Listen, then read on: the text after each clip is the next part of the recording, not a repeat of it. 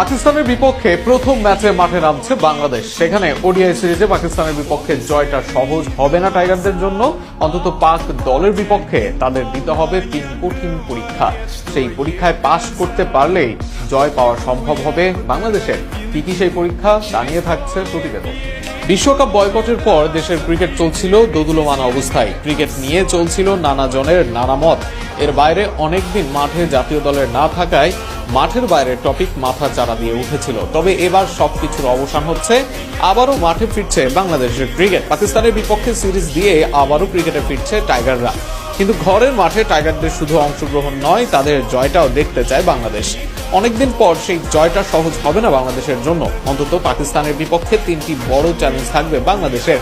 সেই চ্যালেঞ্জে উতরে যেতে পারলে আসবে সাফল্য। প্রথম চ্যালেঞ্জ থাকবে টাইগারদের মিডল অর্ডার ব্যাটিং। যদিও টপ অর্ডারের চ্যালেঞ্জ কাটেনি বাংলাদেশ দলের, তবে আগে